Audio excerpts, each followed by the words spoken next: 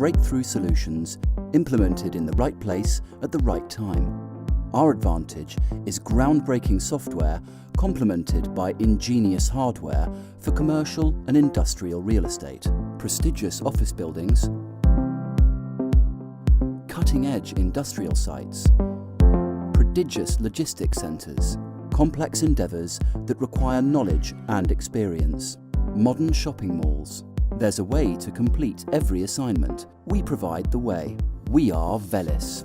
At the forefront of our enterprise is our ardent team of IT developers, with Velis board member and co-founder Pavel responsible for coordination of product development and company administration at the helm. Technical analysis, countless lines of code, thousands of hours of comprehensive testing, ceaseless customer support, a fresh, innovative approach that always delivers. Software is nothing without apt hardware. Led by Maciej, Velis co-founder, the team always delivers elegant solutions. Even the best product won't sell itself. That's why we always assist our clients at every step of the purchasing process. Formidable, but our implementation and expansion team effortlessly carry the task out on a daily basis, meeting them regularly in person, taking part in conferences and networking events, making numerous business trips at home and abroad. All this to create and maintain some of the best long-term customer relations in the business. Our administration team, Anya and Aneta, keep the ship on course, dealing with matters of invoicing and help. All of our websites, the conferences we participate in, and our diverse and copious repository of promotional materials. At Velis, these elements are coordinated by Lukasz, responsible for creating and executing marketing strategies. And I'm Adam, Velis co-founder, responsible for managing key Velis projects all over the world and coordinating the work of global expansion and marketing teams. Here at Velis, we all create a unique mosaic of various competences and working styles. Come, join our world, where technology meets innovation and where your business upgrades to Industry 4.0.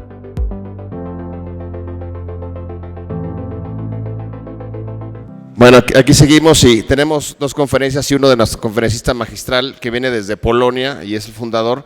Una de las áreas que más va a desarrollarse el siguiente año y de mí se van a acordar es la parte de Facilities Management. Y bueno, podemos a través aquí de la oficina local podemos traer a Adam Penkala, que es el fundador y que nos va a dar un caso práctico rapidísimo en 20 minutos sobre todo lo que viene en la parte industrial y de Facilities Management. Please, Adam, welcome. A big applause for Adam.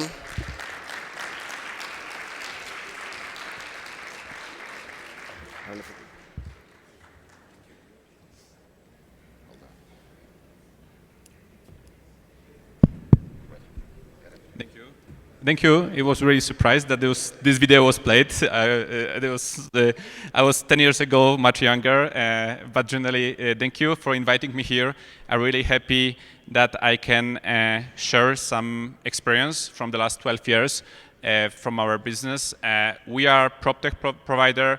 We are started in Europe. Now we are in 30 countries around the world. So Inmobiliare asked me to share some of our case studies from industrial sites that we implemented with top players in the world. So just a few thoughts about our company.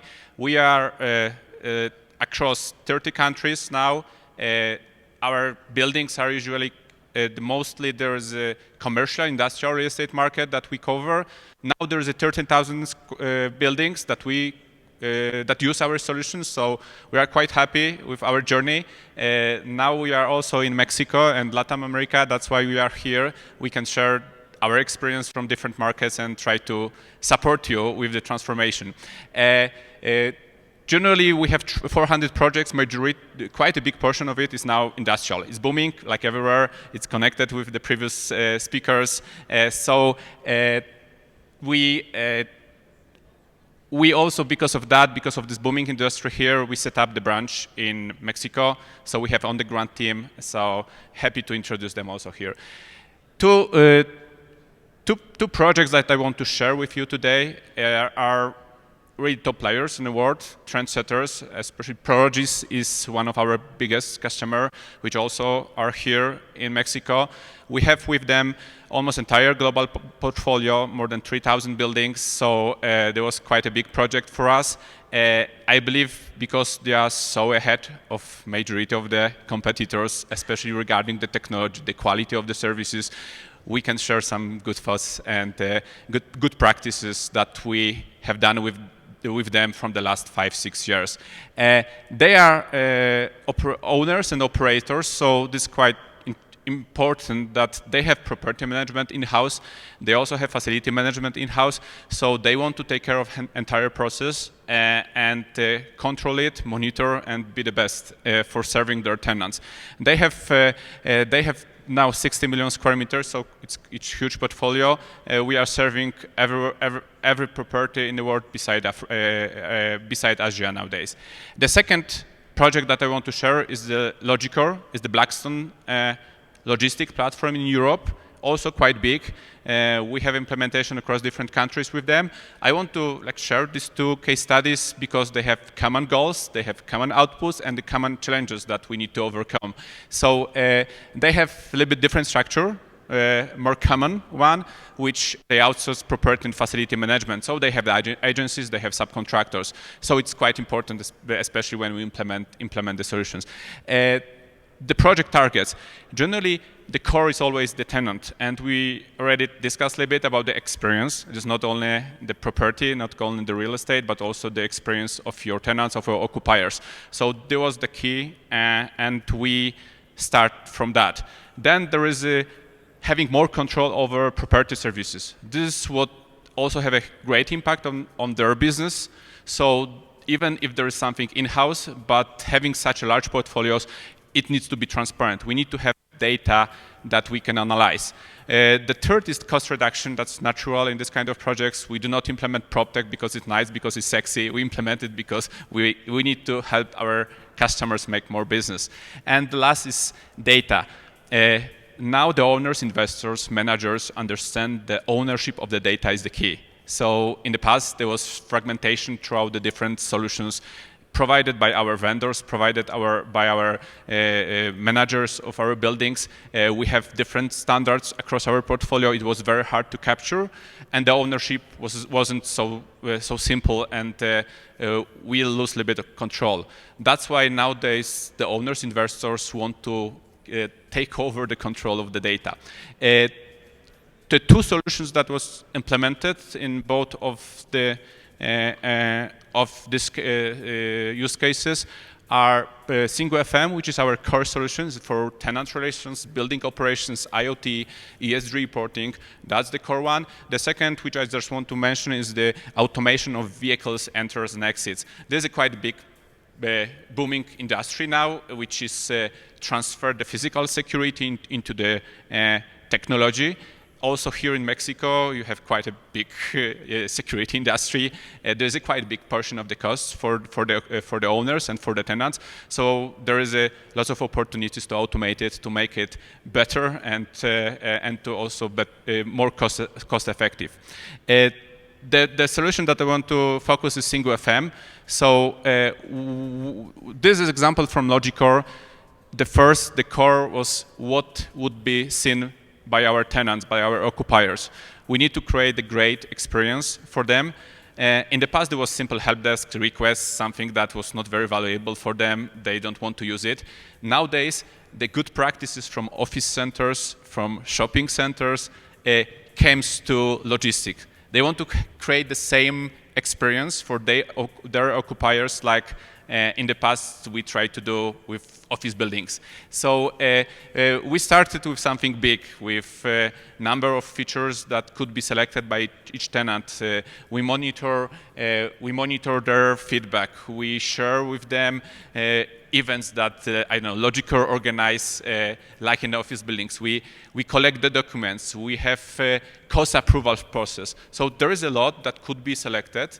The absorption of the tenants regarding technology is also limited. That's important. So we cannot serve them too many features, too complicated, but it needs to be great design, user-friendly, without doing any training, they need to absorb it. So we have now about 10,000 tenants around the world that using it on a daily basis. Only within these two projects, there is already a few thousands that use it. In Prologis, they have the little bit different interface. In Logical, we have exactly the same, like here. IoT is the second big topic nowadays. The cost of the devices, the cost of the installations drops down rapidly, and we build a number of the use cases with these two customers. On one hand is the energy savings, on the other is the risk reduction regarding our maintenances. Also, they monitor air quality in the office part of the logistics sites. They monitor if there is an open dock and there is no truck in front of that. So this means that they lose lots of energy. Why? So they need to, we can build some alerts and triggers and send it directly to the tenants because we have channel of the communication throughout our tenant apps. So there is a lot of use cases. Majority of our customers, like Prologis or Logical and others, really playing with the technology. It's not the full scale sometimes projects. They select number of the regions, number of the properties. They start to learn how this technology can help them, and then they select which pain points could be fixed by implementation of selected modules or selected hardware. What's more, something that starts to be very important is compliance and standards. So having the portfolio of the buildings, the key for them is now to have one standard across all regions, all countries. With Prologis, we have about 17 countries. With Logical, we have 8 countries, I believe. So they want to have the same process, control it, the same KPIs across all their portfolios, which is sometimes was really tricky when you have LATAM, when you have US, when you have Europe. We create with them the great base for that, the great technology for that. The one thing that I want to show you how powerful the solution could be, the both companies implement something that is quite obvious, cost acceptance. But the cost acceptance process is usually within your organization. So it's between property managers, asset managers, owners, that's all. But if you think that it should start from the tenant, it should end with my subcontractor, vendors, it's quite a big group of users that need to have an access to this kind of solution. So it's unique that these companies created this kind of environment that all parties of the process are in one central tool. That's the uniqueness of the product. And at the end, having such a variety of the data, so many users that using the platform on a daily basis, they start to work on the business intelligence. One of the projects are integrated with Tableau. Second is Power BI, so we have the different, say, data feeds that we can use. We also have the dashboards inside the tool, but generally, if you have the data, you can start to analyze it. You could start to build the business intelligence, and this is exactly how these two companies behave right now. That's what I mentioned about the vendors and subcontractors is not a very sexy topic nowadays. Of course, we can say about ESG, IoTs, and artificial intelligence and others, but this what creates the experience for our occupiers, for our tenants, are thousands of the small, medium-sized, and big companies which serves them. And this is usually something that is very hard to capture. And if in these both projects, all of their subcontractors use our solution. They have their own interface. We can create the vendors' benchmarks, vendors' matrix. We know what's their SLAs, which one are the best, so we can select the best players from the market to be throughout our portfolio. Examples of cost reduction is together with these two companies, we designed one module, which is move-in and move-out solution. They identified that there is a huge area for savings if we do not have a tension at the end of the leasing with our tenants, because always there is some, let's say, space or gap that nobody wants to cover. And there are millions of dollars that at the end are wasted because sometimes it goes to the capex and the owner take over, let's say, these fields that are not clearly assigned to the tenant. And the both companies incorporate this process. We designed together the whole module, which we call property survey, and they have it every year during the move-ins, during the move-outs. The whole process are now digitalized. And there is an interface for tenant, there is an interface for property managers and for facility managers. Simple solutions that really the return of investment is right after implementation. You don't need to wait. At the end, the data warehouse, some of the companies are very mature, like Prologis. They have their own data warehouses that we can fit our data to. Some of them are not, so we use our data warehouse and they can use ours, but generally that data belongs to them. They can analyze it, they can monitor. Sometimes they can sell it, because there are also lots of the examples that during the sellout of the building, they also evaluate the data that they have, which is unique, but it's already, this kind of element already exists in the due diligence process. The challenges that we needed to overcome, first of all, are the location across different countries, different time zones. So the way how we design the trainings, we have the train-the-trainer model, we have the mentors that comes from each country. So we handle that. Both implementation was quite successful. We start from really basics, Excels, and now we are all digital. The second is user engagement. That's the biggest topic nowadays with Proptech. We can deliver lots of different solutions to our tenants, to our users, but usually it's very hard to absorb it. And both projects start with KPIs on the level of 20%. Now we have 98. It's not only because of us, but the management of these two companies knows how to promote the project, how to engage the users. The project ownership was really high throughout the whole users, from the vendors, tenants, property managers, and facility managers. So that was the key. And it was a long process, started long before the starting of the implementation. And the last challenge to overcome is resistance by service providers.